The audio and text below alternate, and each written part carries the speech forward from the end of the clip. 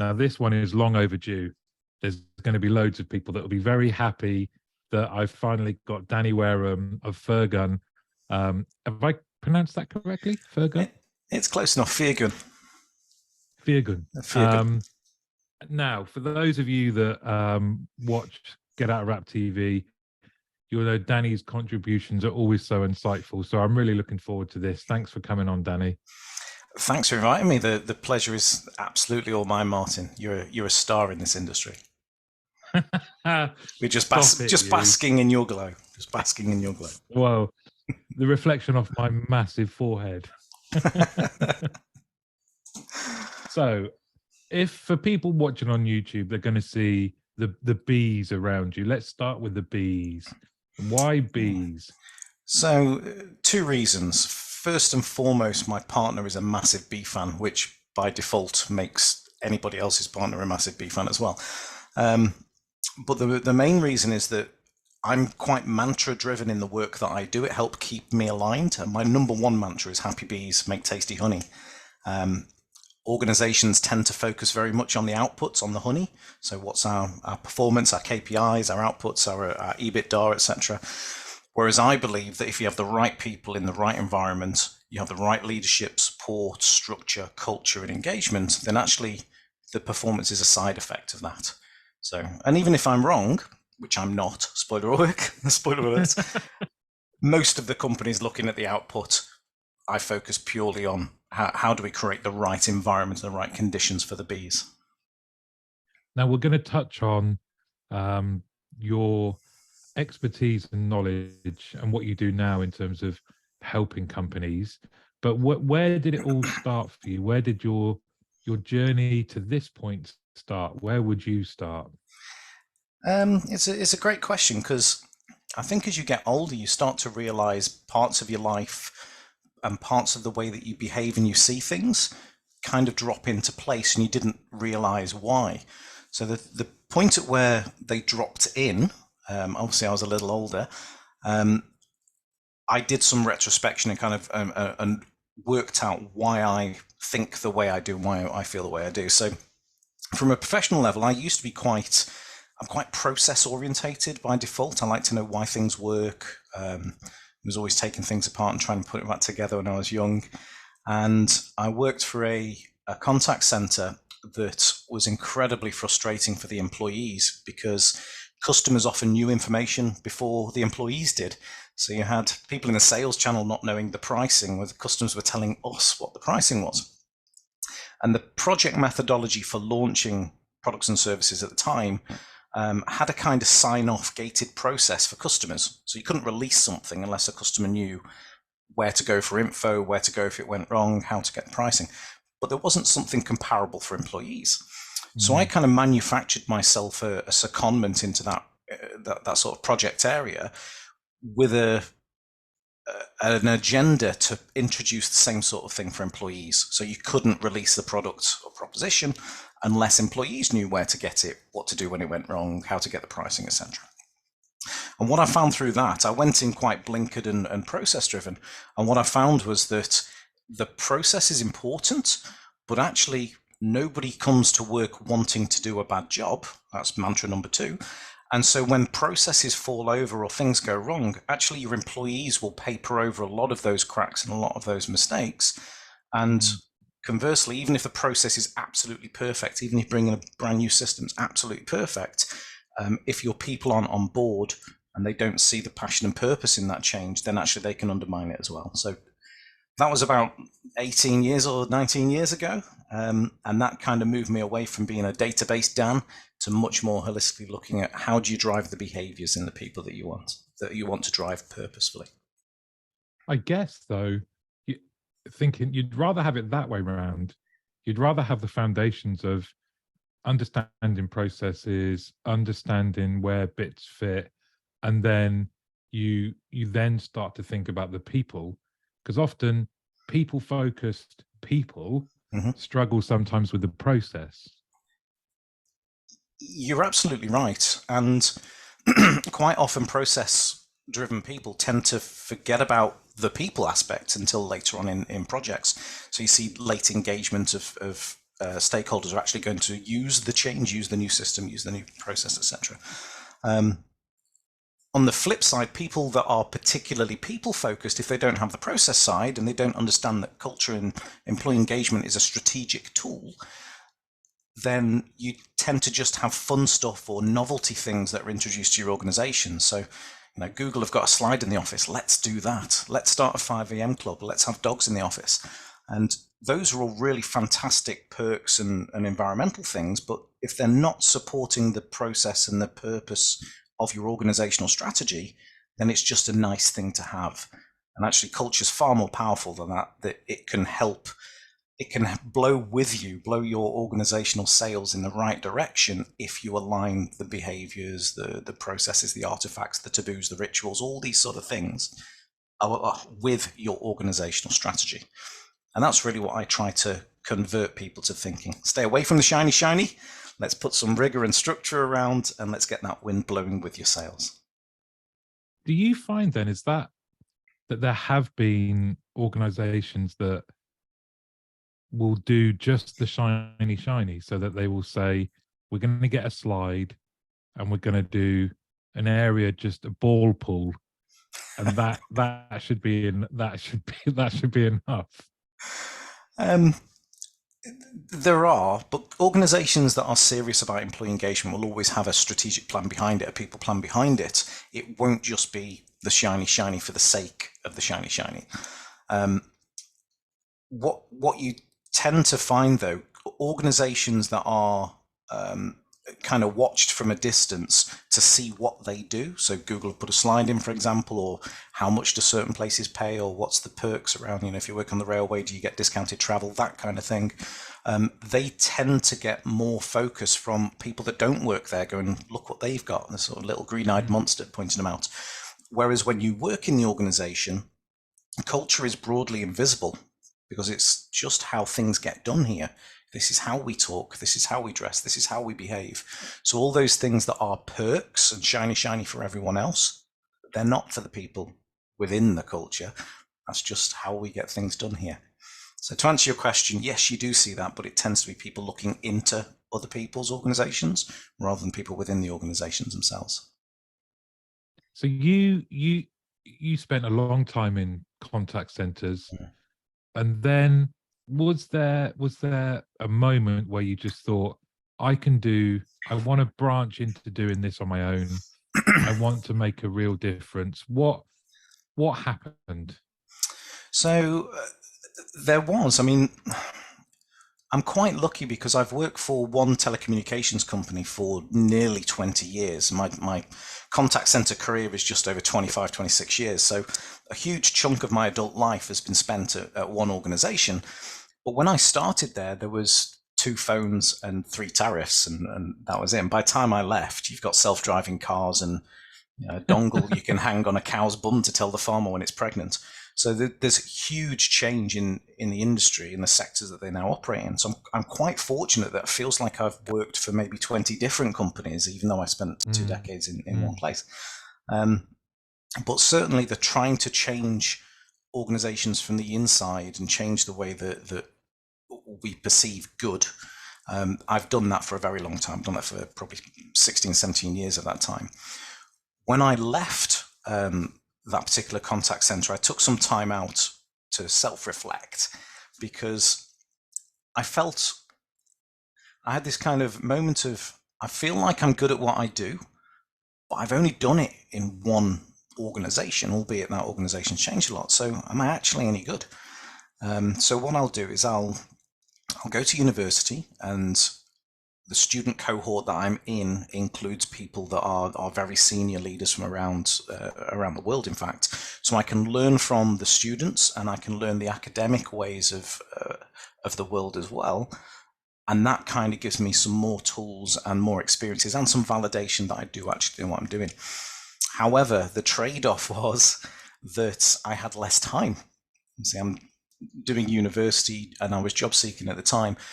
And as a result, I couldn't dedicate the time to prepare for interviews, etc. properly. there was a lot of interviews and a lot of job applications that were just kind of you taking a step down from the seniority that you were working at before, and you might be a flight risk. And I was coaching some local business leaders who said, why don't you just do it for yourself? Why don't you bet on yourself? And I let it marinate for a few months, and then you're absolutely right. You should always bet on yourself, just as you've done. And it's equal amounts. I don't know if you found this the same, Martin, but it's kind of equal amounts of, yay, fantastic, I'm my own boss, and I can pick and choose the clients that I want and work when I want and walk the dog when I want and all that sort of stuff. And Jesus, what the hell have I done? Giving up that kind of safety of the structure and the rigor of being in full-time employment. I don't regret it at all. It's been absolutely fantastic. Being able to be far more ethical in the choice of who I work with, far more. It's allowed me to learn a whole range of skills. You know, as a business owner, you're everything from the cleaner to the CEO. You know, I never thought I'd be excited about bookkeeping, but you know that's one of the strings to my bow. So yeah, it's been a roller coaster, but I wouldn't have changed it at all. Well, no, I'm a baby in comparison. So, but everything you were saying, yeah, absolutely. So far, anyway, rings true, and that it's really interesting that the flavor you have of that doubt around. I've been in one place for all this time. What do I know? It's interesting how we all have a question, I think, that we can beat ourselves up with. Yeah. For some people in our industry, it is, I was never on the phone, so what do I know? You know, everyone has a different flavor, that whatever the means to do it is, at some point you have to address that. At some point you have to accept it and move on, or reason with yourself and go past that. You know, whatever it is, that is that. Do I know what I'm talking about? Will anyone actually listen? It is a form of almost imposter syndrome, that not feeling that you're good at something. And one of the old managerial kind of viewpoints and methodologies around it is you need to work on your development areas. You need to work on those questions that are giving you doubts. And I'm not from that school at all. Superman doesn't tell people he's allergic to kryptonite. You know, you know, Alex Ferguson wasn't whacking in 30 goals a season. You find what you're good at and make yourself great at it. Lean into your strengths and find opportunities where you can be more you. And for those places that are potentially perceived as a deficit, so I'm not very good with structure and to-do lists and organization. My partner absolutely is. On the flip side of things, that she's not quite as strong as I am, we make a perfect partnership because we create the environment, we create the culture where we can both play to our strengths. We don't both need to be strikers and goalkeepers. You be the striker, I'll be the goalkeeper. And find organizations, find networks, find colleagues, find partners that allow you to be you. I love that.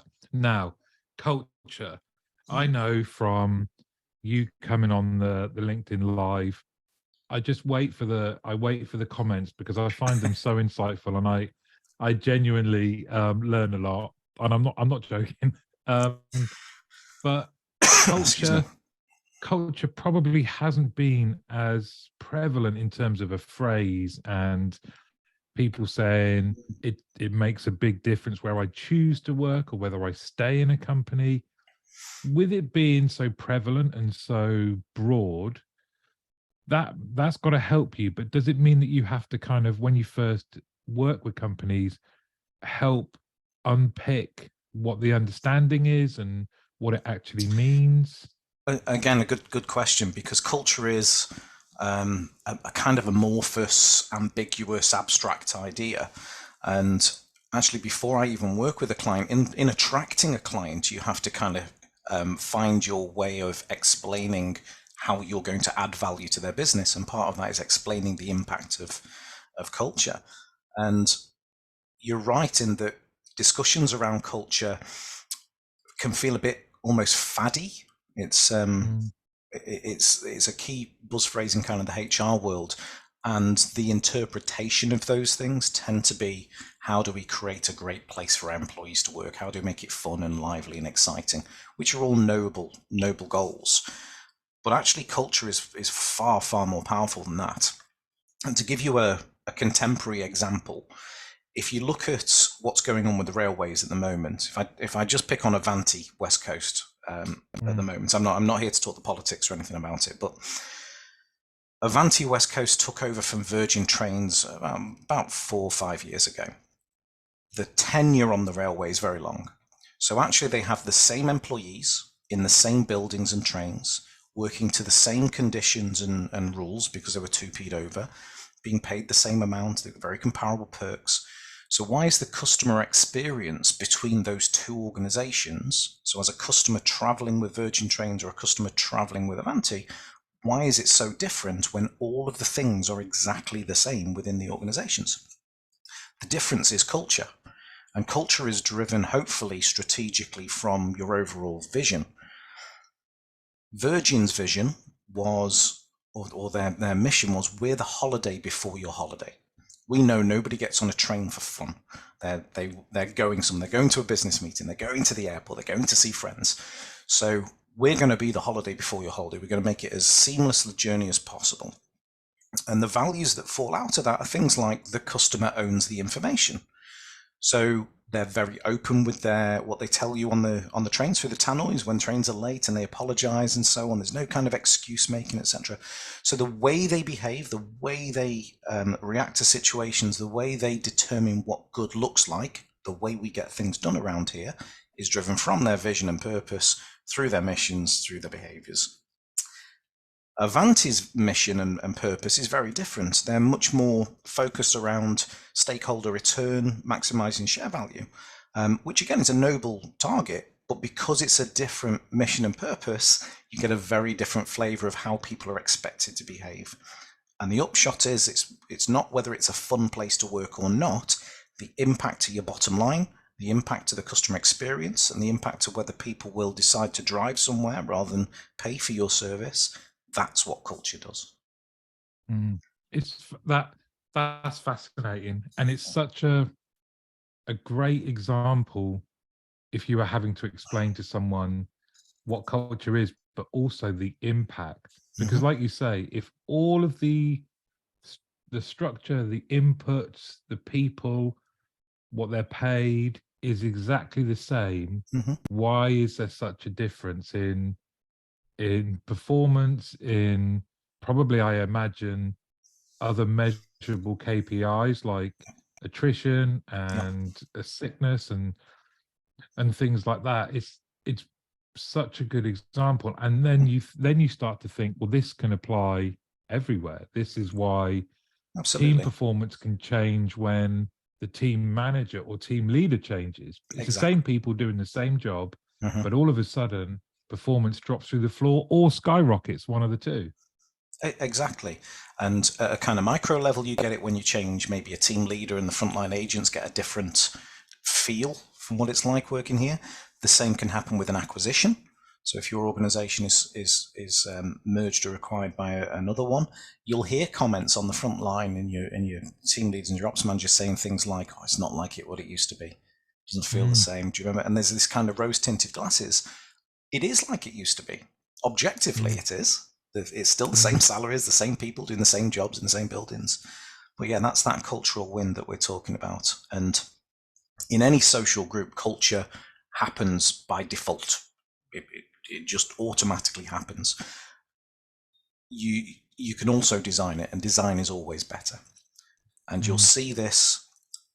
So if you work in an organization that is quite large, and by large I mean over sort of 200 heads, you will see that, keeping in mind that nobody comes to work wanting to do a bad job, everybody will align themselves into their own little social groups, usually around sort of 50 heads, and they will do what they think is the right thing to do, because nobody comes to work doing the wrong, wanting to do a bad job.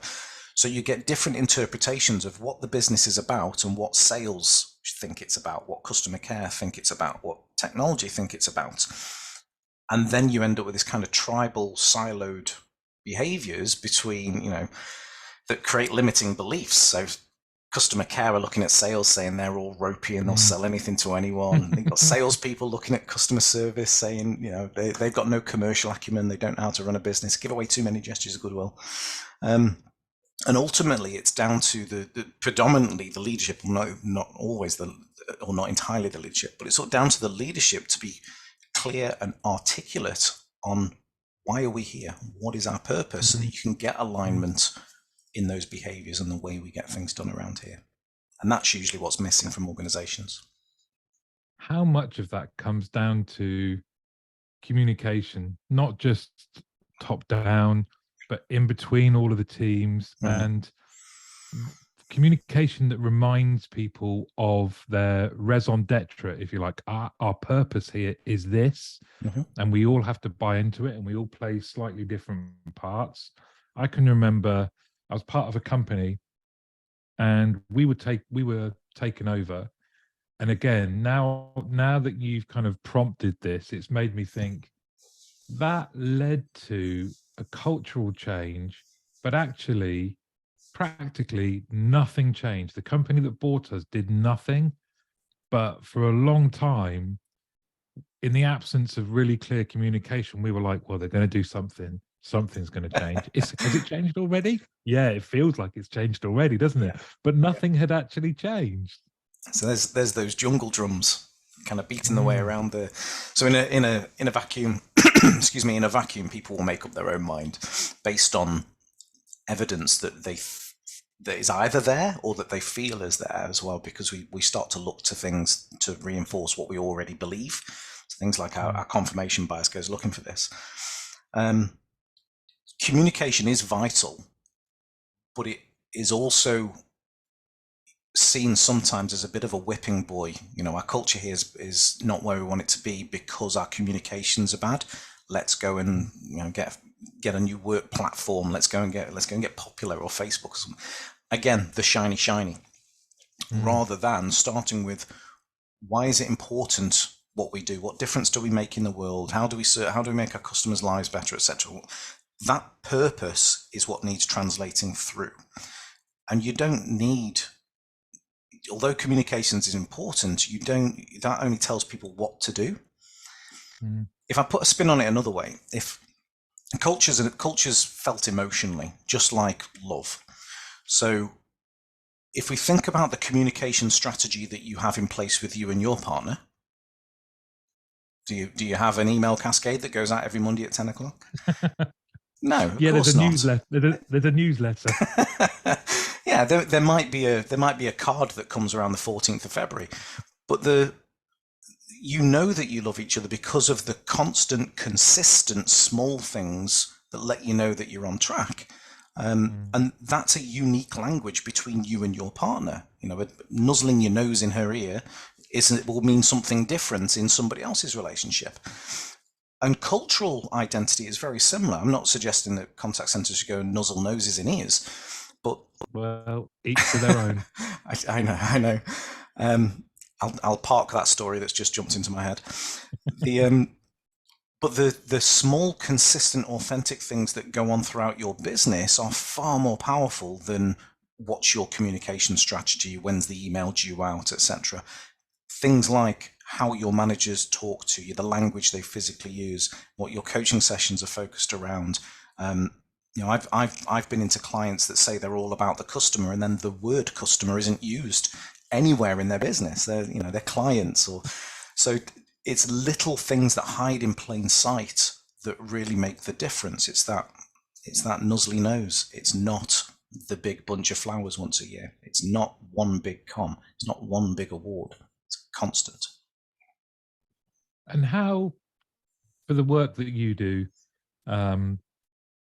if you had to look at a pie chart of similarities of the people that engage with you, are you there as a red Adair, sort of putting out fires, or were you there to help accelerate people that have kind of got it set up and there? Or is it, I imagine it's all, but if there's, what leads to the B signal going up into the sky? Yeah.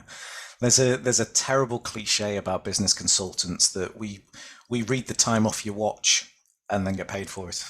And unfortunately, it's somewhat true with what I do. So mantra number 3 is culture leaves evidence. So if this is what we say we're about in the organization, if we say we're about customer, that's absolutely fine. If that's your strategy, we're going to be customer centric, that's absolutely fine. Let's go and have a look if your talk the talk is a walk the walk in your organization, in your operations. And what we'll find is things like 80% of the calendar time on the front line is spent around commercial target setting and governance. Well, that's a mismatch with what you say you're about and what's actually happening. You don't use the word customer through your organization. Your R&D department is developing 2 products for customers. One is going to generate 10 million in revenue but have no impact on the customer. The other is going to generate 1 million in revenue but have a much better customer experience. You're going to go with the 10 million because it makes more revenue. Well, that's misaligned with what you say you're about. So a lot of the work that I do is pointing out some of these pieces of evidence that often hide in plain sight. And almost all of my clients say, you're right. And the value is, what do we do about it? So it's not about pointing out, because there's some things that are really, really good in organizations and you don't want to throw the baby out with the bathwater. But quite often it's things like, we didn't realize that all of our meetings are scheduled for exactly an hour. Why? That's the diary that's dictating how you behave. You don't need it for that long. Let's challenge that behavior. So where is best to invest? And what I do is, first of all, I hold a mirror up to the organization. Second is, I will help them understand the behaviors that are manifesting today and might be driving unintended consequences that are not in line with their organization. And how do you get those kind of sanded off? The third part is understanding our people from a tendencies and psychological preferences point of view. Because if we have a whole cohort of, for example, introverted people, and we decide that we're going to invest in our recognition strategies, then we know that the tactical delivery of things like public award ceremonies is not going to be right for that cohort. So understanding what kind of makes people tick and what their preferences are can then inform the last stage, which is, where do we invest to move these people from where we are today to tomorrow? Where are we going to get the most juice from the squeeze? And to answer the question, almost all of the clients have a bit of a, you're right, eureka moment. What do we do about it? And the value I add is, well, here is where you're going to get the best return, because you can invest in 1,000 things. You can have slides and beanbags and all sorts of stuff. But actually, you're going to get the most from leadership development of these particular leaders, comm strategy, recognition, ED&I processes, well-being, etc. Yeah, that's great. I went to a contact center once that had a slide, and once you kind of got off the PR tour, as it were, once you lost your kind of North Korean minders, and I was just sat next to someone, and I went, oh, and he was actually sat quite near the slide. I went, how often do you use it? And he was like, what? Yeah. Oh, never. No one does. Yeah. There's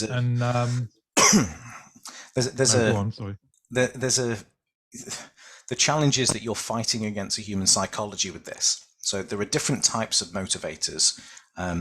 Your main two that your listeners will have heard of are extrinsic motivators, are things that are done to you, and internal intrinsic motivators.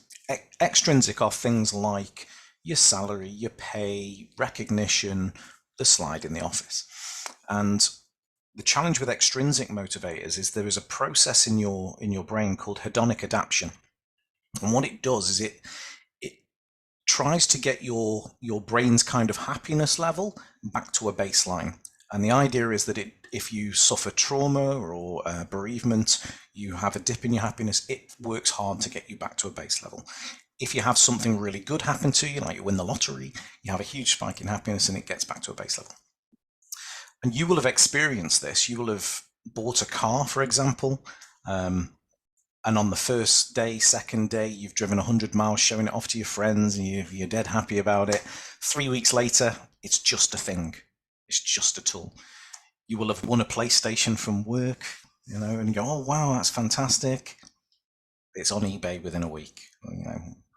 So we have to be careful. Extrinsic motivators are very powerful to kind of get that movement around things like incentives or attracting people with things like pay, but it's not what keeps people happy.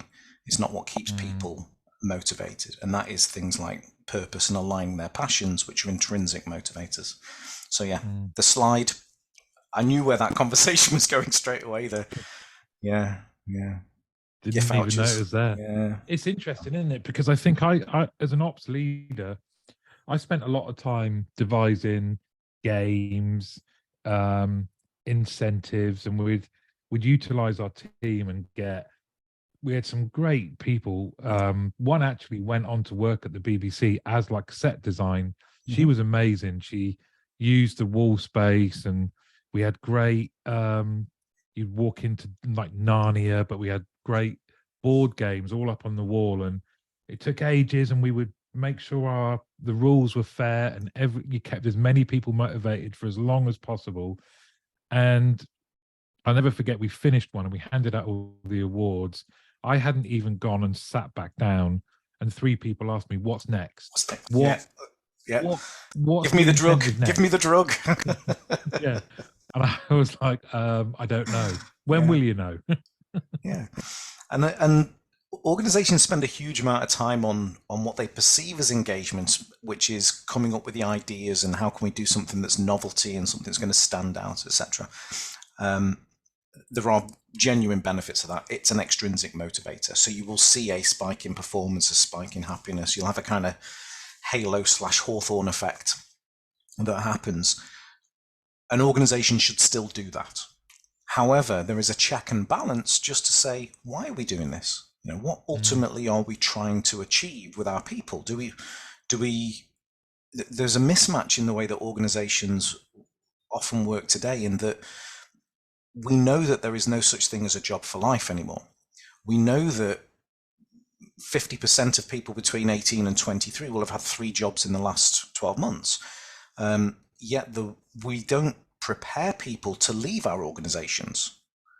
So if we're trying to make them as productive and feel as much belonging as possible whilst they're here, that will help inform whether we should have a slide, whether we should do a newsletter, whether we should change the pay structure, whether we should have an event and have whatever it might be, dancing monkeys and circus stuff. It kind of becomes your North Star as to what we're trying to achieve. And that's why it needs strategy. That's why it needs a strategy. I remember getting challenged actually around, do you think you could spend less time devising your next version of Mousetrap and a little bit more time on just making them better at their job, really going at a deeper level as to understanding why they did the job, what good progress looked for them, what their career looked like, rather than going, welcome to Willy Wonka's chocolate factory version, so it definitely had an impact, because like you say, it was pretty soon, it didn't matter how nice and interesting we made the contact center, some people were deeply unhappy because they weren't getting the right training, because we hadn't tapped into what they foresaw their career looking like and how we could help them. And you made a really interesting point there, helping people leave. You've mentioned that to me before, and I absolutely love that. Can you just expand on that a bit? Yeah. So my view my view of leavers today is that there's a lot that we can learn from the way that organizations that are set up for leavers work. So for example, university, they know that there is a finite time that their resource will be in university. So they have processes set up to say, thank you for coming to us in the graduation. They have processes after the person has left that allow them to keep in touch, and they celebrate their successes almost as they were with us for 3 years or 4 years or however long their academic studies were. Look where they are now. Look what they learned with us. Organizations in the commercial space, though, they seem to see it as almost a bad breakup. So you have somebody that's worked for you, has helped in the success of your organization, who says they want to leave for whatever reason, says that they want to leave. Exit interviews are conducted in less than 15% of cases across the UK. So we're not really interested as an organization in why they're leaving. Those that are, there's a lot of studies around the exit interviews being full of bias, in terms of we're trying to qualify questions that we want the answers to in a certain way. And once you're gone, you're dead to us. You might even find yourself on a blacklist of do not re-employ. So I would love, if it would be my kind of Valhalla, if organizations recognize that you've put an awful lot of investment, hopefully, into these people.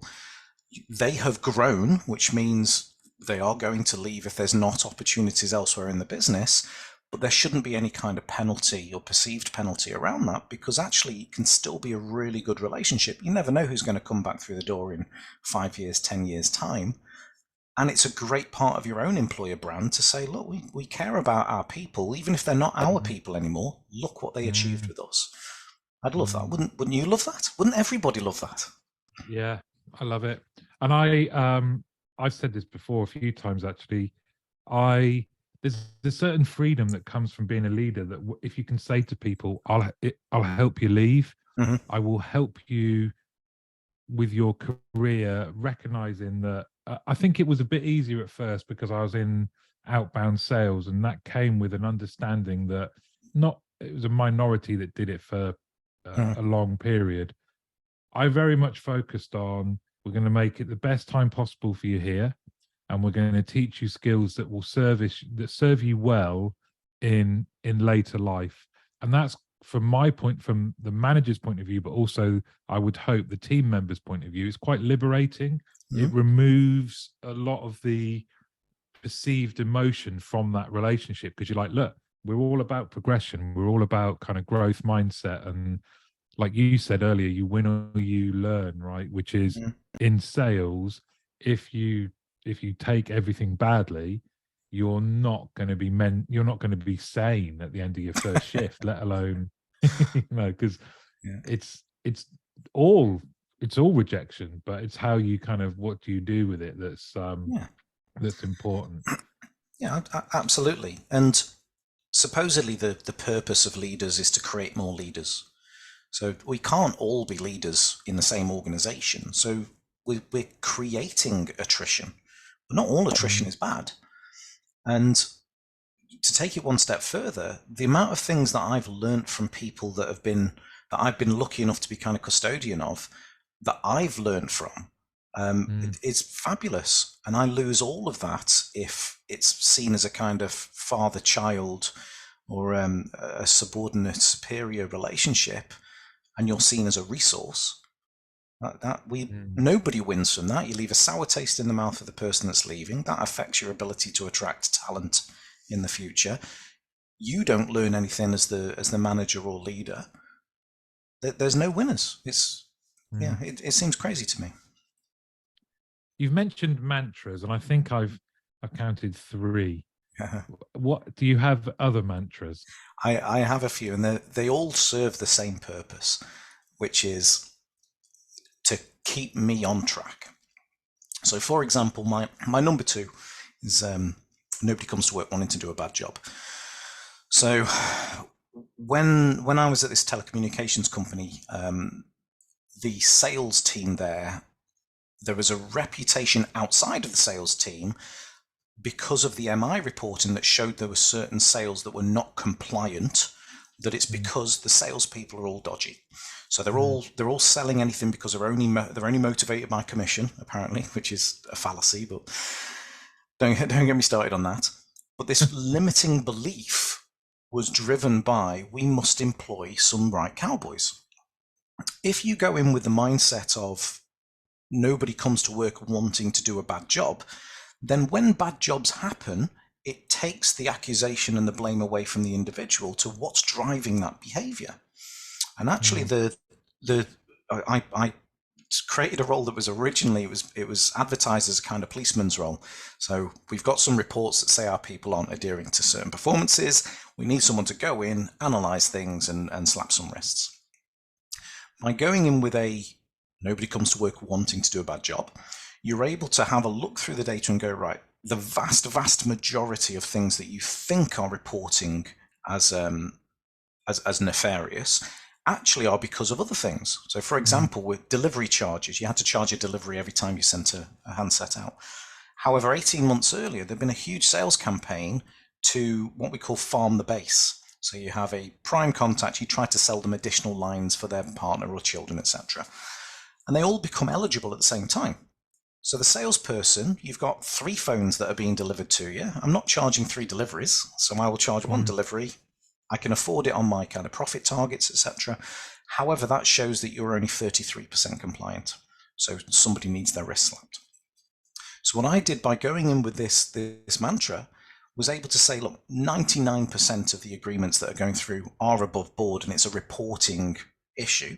We can either invest in reporting and spend all our resource there, or we can trust our people are not trying to pull the wool over the eyes of the organization and explain to them that we're actually we want to empower them. We want them to do more of this sort of stuff.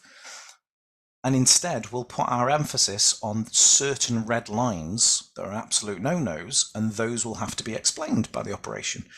And we generated an extra 10 million in revenue in the first year of that going out. And that's all because the mantra says, just check your limiting beliefs, just check how you're working.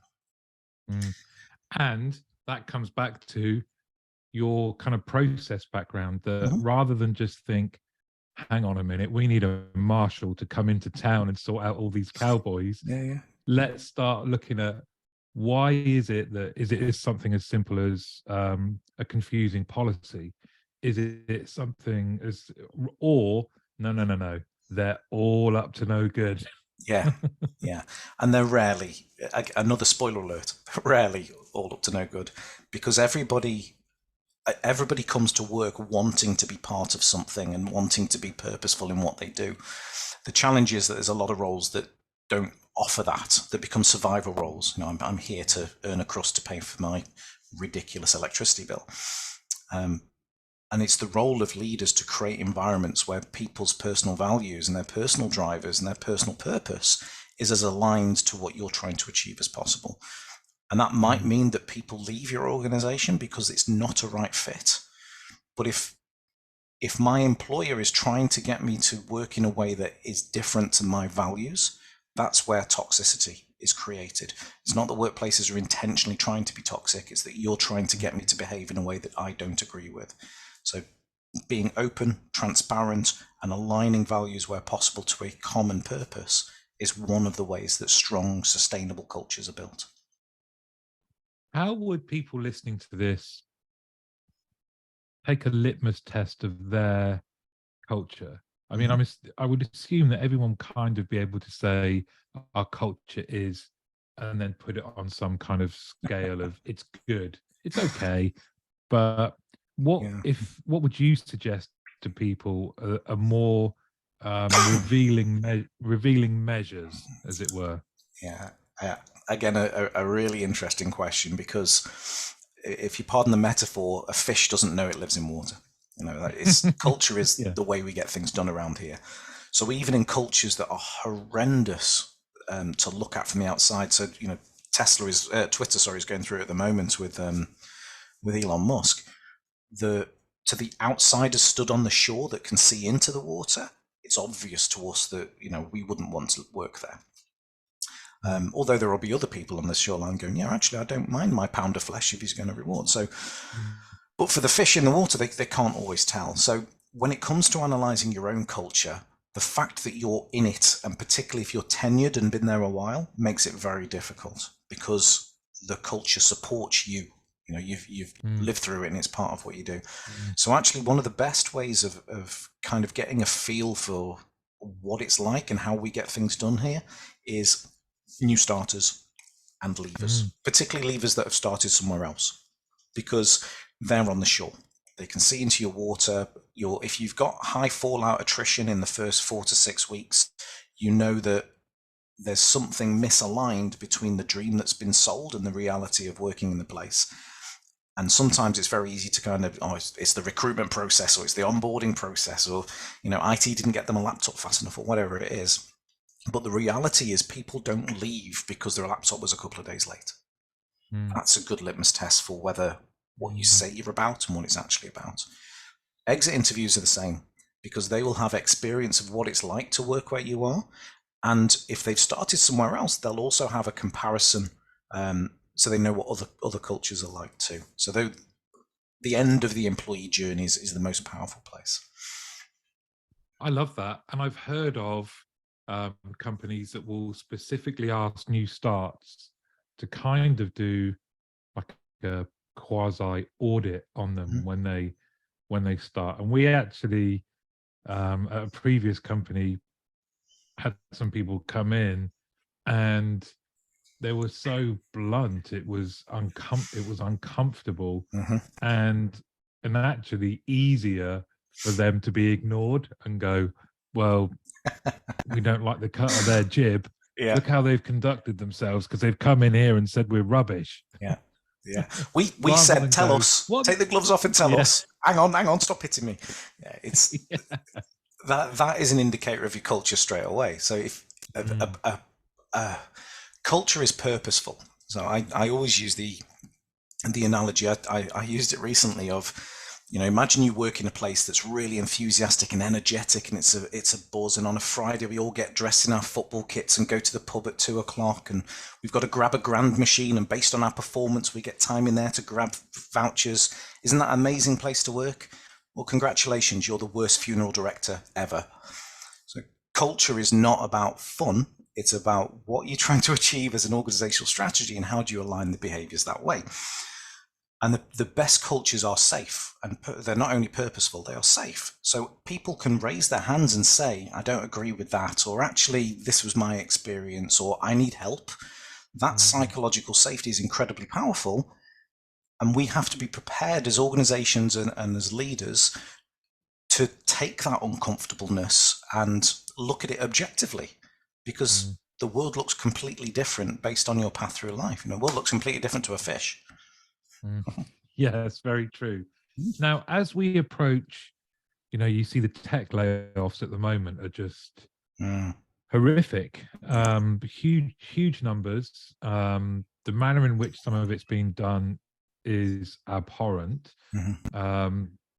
You think about that, and where we are as in the business world or society in general, the part that culture has to play going forward seems to me that it takes on even more importance. It does, and I'm choosing my words intentionally, because culture can be used.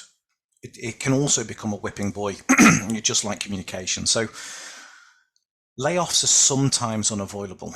My concern with the tech layoffs that are going off at the moment is that they've become the de facto norm.